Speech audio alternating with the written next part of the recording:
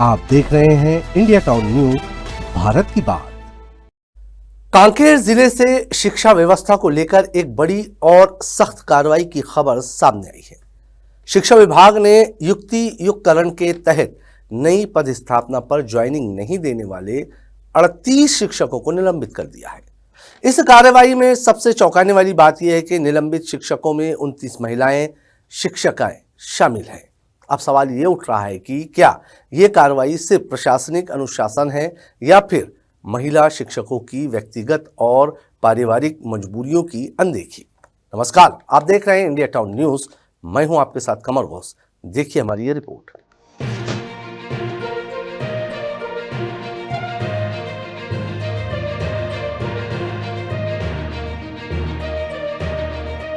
कांकेर जिले में शिक्षा विभाग ने युक्ति युक्तकरण की प्रक्रिया के तहत अति शेष घोषित किए गए शिक्षकों पर अब सख्त रुख अपनाया है। दरअसल स्कूलों में शिक्षकों के समान वितरण के और संसाधनों के बेहतर उपयोग के उद्देश्य से शिक्षा विभाग द्वारा युक्ति युक्तकरण लागू किया गया था। इस प्रक्रिया में कई शिक्षक अतिशेष की श्रेणी में आए और उन्हें नई जगह पदस्थापित किया गया।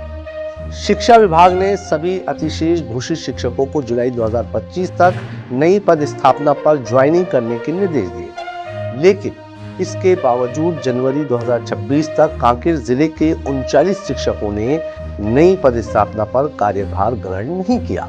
लगातार निर्देशों की अवहेलना को गंभीरता से लेते हुए शिक्षा विभाग ने 38 शिक्षकों को निलंबित करने का आदेश जारी कर दिया।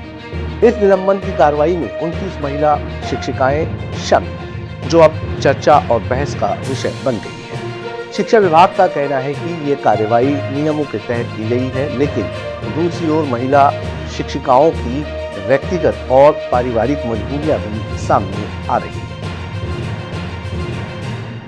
सूत्रों के मुताबिक कई महिला शिक्षिकाएं अपने गृह स्थान से दूर नई पद स्थापना पर इसलिए ज्वाइन नहीं कर पाई क्योंकि वे पारिवारिक जिम्मेदारियों, छोटे बच्चों की देखभाल, बीमार परिजनों और सामाजिक परिस्थितियों से जुड़ी गंभीर समस्याओं से जूझ रही हैं। उनका कहना है कि नौकरी के लिए गृह स्थान छोड़ना उनके लिए फिलहाल संभव नहीं था। अब यहाँ एक बड़ा सवाल खड़ा होता है, महिला सशक्तिकरण की बात करने वाली सरकार क्या महिला शिक्षिकाओं की इन वास्तविक समस्याओं को नजरअंदाज कर रही है? क्या युक्ति युक्तकरण के नियम मानवीय और सामाजिक पहलुओं से ऊपर है? और क्या इन नियमों की कीमत महिला शिक्षकों को अपनी नौकरी गंवाकर चुकानी पड़ेगी? छत्तीसगढ़ सरकार की एक महत्वपूर्ण योजना थी युक्ति युक्तकरण, जो शिक्षक विहीन और एकल शिक्षक के स्कूलों में शिक्षकों की पदस्थापना किया जाना था। नियमानुसार उनको अतिशेष घोषित करके पदस्थापना कर दी गई थी, लेकिन संबंधित शिक्षकों के द्वारा आज पर्यंत तक स्कूलों में ज्वाइनिंग नहीं किया गया था। उसके लिए उन्होंने आवेदन भी लगाया था। उनकी आवेदन पर सुनवाई भी की गई जिला स्तर पर और उसको अमान्य कर दिया गया था। तत्पश्चात उनको लगातार 3-4 नोटिस देने के बाद भी वो लगातार अपने कार्यस्थल पर उपस्थित नहीं होने के कारण उसको नियमानुसार सिविल सेवा आचार अधिनियम 1965 के नियम 9 के 1 के तहत उसको निलंबित किया गया है।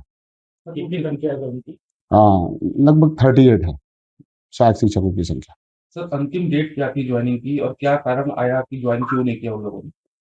अंतिम डेट तो जुलाई थी, जुलाई 2025 था, लेकिन उसके बाद उनकी आवेदन पर सुनवाई हुआ, उनको अमान्य कर दिया गया क्योंकि नियमानुसार उनको अतिशेष घोषित किया गया था।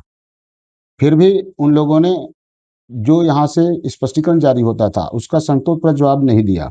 अंत में शासन के नियम के अनुसार पर उनको निलंबन करने के लिए हमें बाध्य होना पड़ा। क्या संख्या और बढ़ सकती है? नहीं, जितना था उनको सबको हमने कर दिया। इस कार्रवाई के बाद जिले भर के शिक्षकों में हड़कंप मच गया है। कई शिक्षक इसे अनुशासनात्मक कार्रवाई बता रहे हैं तो कई इसे असंवेदनशील फैसला करार दे रहे हैं। विभागीय सूत्रों का कहना है कि एक शिक्षक का मामला अब भी जांच के दायरे में है और आगे और कार्रवाई से इनकार नहीं किया जा सकता। शिक्षा विभाग ने स्पष्ट शब्दों में कहा है कि आदेशों की अनदेखी करने वालों के खिलाफ भविष्य में भी इसी तरह की कड़ी कार्रवाई की जाएगी। लेकिन सवाल अब भी कायम है, क्या नियमों के साथ संवेदनशीलता और सहानुभूति भी जरूरी नहीं? कांकेर में 38 शिक्षकों का निलंबन सिर्फ एक प्रशासनिक कार्रवाई नहीं, बल्कि महिला शिक्षकों की भूमिका, जिम्मेदारियों और अधिकारों पर नई बहस छिड़ गया है। क्या महिला सशक्तिकरण सिर्फ नारों तक सीमित है या फिर नीतियों में भी महिलाओं की परिस्थितियों को जगह दी जाएगी?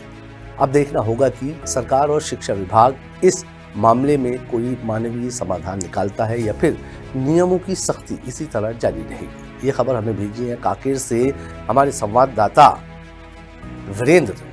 अब मुझे दीजिए इजाजत और आप देखते रहिए इंडिया टाउन न्यूज, भारत की बात। नमस्कार। आप देख रहे हैं इंडिया टाउन न्यूज, भारत की बात।